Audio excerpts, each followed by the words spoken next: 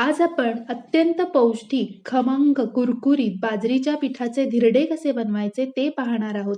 हे धिरडे तुम्ही सकाळच्या नाश्त्याला सुद्धा बनवू शकता किंवा लहान मुलांना टिफिनमध्ये सुद्धा देता येतील. चला तर मग लगेचच रेसिपीला सुरुवात करूया. नमस्कार, मी प्रणिता. किचन विथ प्रणितामध्ये तुम्हा सर्वांचं मनापासून खूप खूप स्वागत. धिरडे बनवण्याकरिता सर्वात आधी आपल्याला भाज्या तेलावर परतवून घ्यायच्या आहेत. त्याकरिता मी गॅसवर कढई गरम करत ठेवलेली आहे. त्यामध्ये अर्धा पळी इतकं तेल घालणार आहे. तेल छान गरम झालं की त्यामध्ये आपल्याला अर्धा चमचा मोहरी घालायची आहे आणि मोहरी छान तडतडली की त्यामध्ये अर्धा चमचा जिरं घालायचं आहे. जिरं छान फुललं की त्यामध्ये आपल्याला बारीक चिरलेला कांदा, बारीक चिरलेला टोमॅटो, बारीक चिरलेली हिरवी मिरची तसेच किसलेला गाजर घालून आपल्याला हे तेलावर परतवून घ्यायचं आहे. इथे तुम्ही तुमच्या आवडीप्रमाणे भाज्या घालू शकता.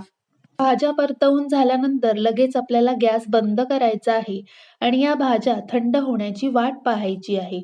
तोपर्यंत आपण धिरडे बनवण्यासाठी बॅटर बनवून घेऊया. त्याकरिता इथे मी घरातील एका वाटीचा वापर करून 1 वाटी इतकं बाजरीचं पीठ घेतलेलं आहे.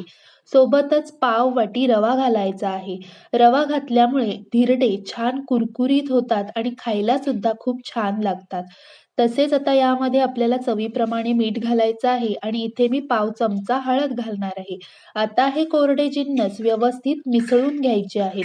इथे तुम्ही रव्याच्या ऐवजी तांदळाचं पीठ सुद्धा घालू शकता. आता यामध्ये आपल्याला भाज्या घालायच्या आहेत. या भाज्या तुम्ही कच्च्या सुद्धा घालू शकता, पण अशा तेलावर परतवून घेतल्या की धिरडे खूप खमंग लागतात. तसेच यामध्ये आपल्याला भरपूर कोथिंबीर घालायची आहे. आता यामध्ये आपल्याला आवश्यकतेनुसार पाणी घालून हे आपल्याला बॅटर बनवून घ्यायचं आहे. सुरुवातीला मी 1 वाटी पाणी घातलेलं आहे. इथे आपल्याला हे बॅटर पातळ ठेवायचं आहे. यामध्ये मी आणखी 1 वाटी पाणी घालणार आहे आणि पुन्हा व्यवस्थित मिसळून घ्यायचं आहे. इथे आपलं बॅटर बनवून तयार आहे.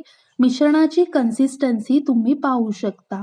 हे असं पीठ तयार झालं की आपले धिरडे एकदम जाळीदार तयार होतात. आता आपण धिरडे बनवायला घेणार आहोत. त्याकरिता मी गॅसवर तवा कडकडीत गरम करून घेतलेला आहे.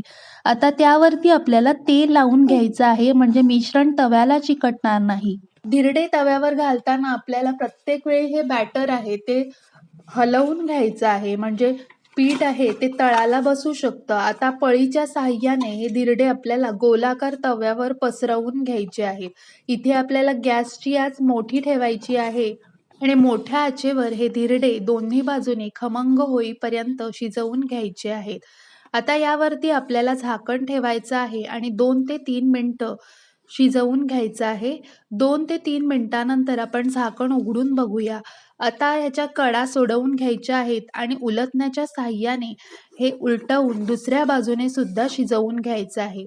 बघा, सुरेख रंग आलेला आहे आणि जाळी सुद्धा खूप छान आलेली आहे. आता हे आपल्याला एका प्लेटमध्ये काढून घ्यायचं आहे.